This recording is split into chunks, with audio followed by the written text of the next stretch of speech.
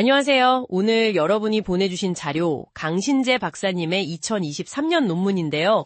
이걸로 21대 총선 공천, 그 속사정을 한번 깊이 파헤쳐 보겠습니다. 거대 양당이죠. 더불어민주당하고 미래통합당.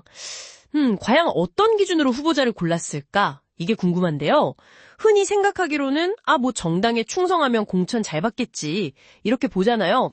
근데 이 논문은 꼭 그렇지만은 않다고 질문을 던집니다. 충성도 말고도 이념이라든지 상임위 활동, 또 몇 선 의원이냐 이런 변수들이요. 이게 어떻게 작용했는지 데이터를 가지고 분석을 했더라고요. 네, 맞습니다. 특히 그 두 정당이 후보자를 고르는 기준이나 전략적인 계산이 어떻게 달랐는지 이걸 아주 구체적인 데이터로 보여준다는 점에서 좀 주목할 만한 연구죠. 어떤 의원들이 실제로 공천을 받았고 또 반대로 탈락했는지 그 배경에 어떤 기준들이 있었는지 한번 같이 살펴보시죠. 네, 그럼 가장 먼저 궁금한 것부터 여쭤볼게요. 역시 충성도, 이거 정말 중요했을까요? 당 말 잘 들으면 공천에 유리했을지. 더불어민주당부터 한번 볼까요? 더불어민주당 같은 경우는요. 결과가 좀 흥미로웠어요. 20대 국회 그 후반기 있잖아요. 그때 당론 투표에서 이탈률이 낮았던, 그러니까 충성도가 높았던 의원일수록 21대 공천 가능성이 유의미하게 높았습니다. 후반기요? 전반기가 아니고요? 네, 맞아요. 그 국회의 전반기 충성도는 보니까 큰 영향이 없었어요. 공천 시점이랑 가까운 그 후반기 충성도를 더 중요하게 봤다, 이런 거군요. 바로 그거죠. 어떻게 보면 약간 좀 정치공학적인 계산 같기도 하고요. 장기적인 충성도보다는 막판 분위기가 더 중요했다, 이렇게도 볼 수 있겠네요. 또 다른 요인은 없었습니까? 민주당 공천에요? 있었습니다. 그 정치 후원금 모금액 있잖아요. 이게 많은 의원도 공천 가능성이 높게 나타났고요. 반면에 연령이 좀 높거나 비례대표 출신 의원들은 상대적으로 좀 불리했습니다. 후원금. 그게 약간 당내 영향력이나 경쟁력 이런 지표로 봤을 수도 있겠군요. 네, 그렇게 해석될 여지가 있죠. 그렇군요. 민주당은 공천 직전 충성도 그리고 자금 동원력 이게 중요했네요. 그럼 미래통합당은 어땠을까요? 거기도 비슷했을까요? 보통 충성도가 기본이라고 생각하기 쉬운데. 바로 그 지점이 흥미로운데요. 미래통합당 경우는 상당히 달랐습니다.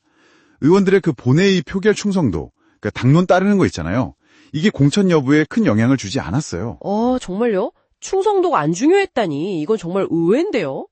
그럼 뭘 더 중요하게 본 겁니까? 제도적 요인이라고 할 수 있는 것들이 훨씬 중요했습니다. 제도적 요인이요? 그게 구체적으로 어떤 거죠? 예를 들면 20대 국회에서 상임위원회 위원장이나 간사, 이런 지도부 역할을 맡았던 의원들, 그리고 또 소위 특수제 상임위회라고 부르는 것들이 있거든요. 국토교통이나 농해수위, 산자위 같은 곳들. 이런 데 배정됐던 의원들이 공천 가능성이 훨씬 높았습니다. 그러니까 지역구에 도로를 놔준다거나 예산을 따온다거나 하는 그런 유권자들한테 직접적으로 뭔가 보여주기 좋은 힘 있는 상임위 말씀이시군요. 네, 맞습니다. 지역구 관리에 유리하다고 볼 수 있죠. 확실히 그렇겠네요. 그러니까 당론 잘 따르는 것보다는 국회 안에서 실질적인 역할이나 영향력 이걸 더 봤다는 거군요. 그렇죠. 그리고 더 놀라운 점이 또 있는데요. 바로 직전 총선 득표율입니다. 득표율이요? 그럼 지난 선거에서 압도적으로 이겼던 의원이 당연히 유리하지 않았을까요? 오히려 결과는 정반대였습니다. 네, 반대요? 네. 미래통합당에서는요. 20대 총선에서 2위 후보란 득표율 차이가 컸던, 그러니까 압승했던 의원일수록 21대 공천 가능성이 오히려 낮아지는 현상이 나타났어요. 와, 그건 진짜 예상 밖인데요? 왜 그랬을까요?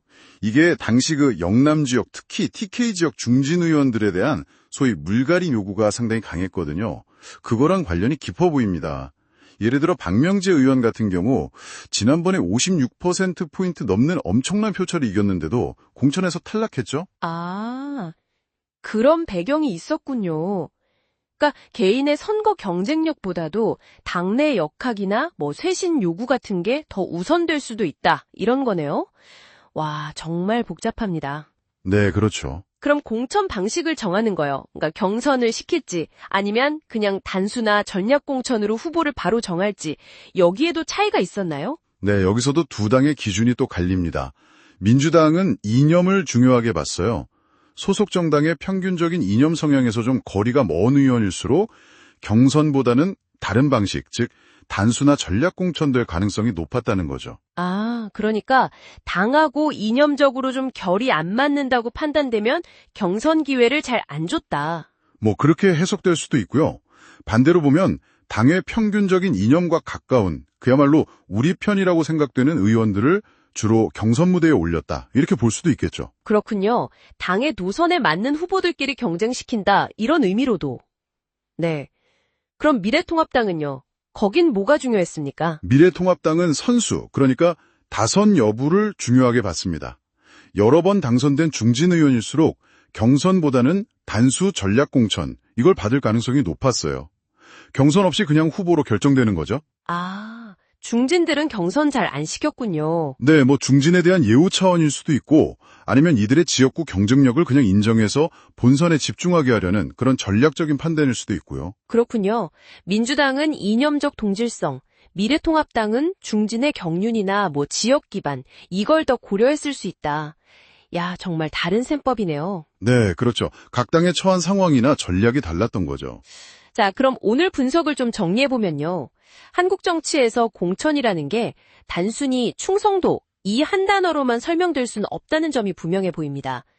민주당은 물론 충성도를 보긴 봤지만 특히 공천 직전의 충성도와 후원금을 중시했고, 네, 미래통합당은 그보다는 국회 내에서의 역할이나 선수, 그리고 또 당시의 어떤 정치적인 상황 같은 다른 요인들을 더 복합적으로 고려했다. 이렇게 볼 수 있겠습니다. 맞습니다. 이 연구가 결국 보여주는 건 거대 양당이 각기 다른 논리와 우선순위를 가지고 공천 전략을 짠다는 사실인 것 같아요. 네, 여러분께서 한국 정당 정치를 이해하실 때 겉으로 드러나는 구호나 명분 너머에 이런 복잡한 계산들이 있다는 걸 염두에 두시면 아마 좀 더 깊이 있는 분석이 가능하실 겁니다. 네, 정말 정당마다 이렇게 다른 기준을 가지고 있다는 게 참 놀랍기도 하고 흥미롭습니다. 마지막으로 좀 생각해 볼 만한 지점을 하나 던져보고 싶은데요. 이 연구는 본회의 표결 기록을 가지고 정당에 대한 충성도를 측정했잖아요. 그런데 만약에요, 눈에 잘 보이진 않지만 실지 않은 그 계파라든지 아니면 특정 유력 정치인에 대한 충성도, 이건 어떨까요? 어쩌면 우리가 데이터로 잡기는 어렵지만 실제 공천에서는 그게 훨씬 더 강력한 힘을 발휘하고 있을지도 모르는 일 아닐까요? 이 부분은 앞으로 좀 더 탐구해 볼 만한 질문인 것 같습니다. 와, 정말 의미심장한 질문이네요. 그 보이지 않는 충성도라. 네, 오늘 여러분이 주신 자료에 대한 저희의 분석은 여기까지입니다.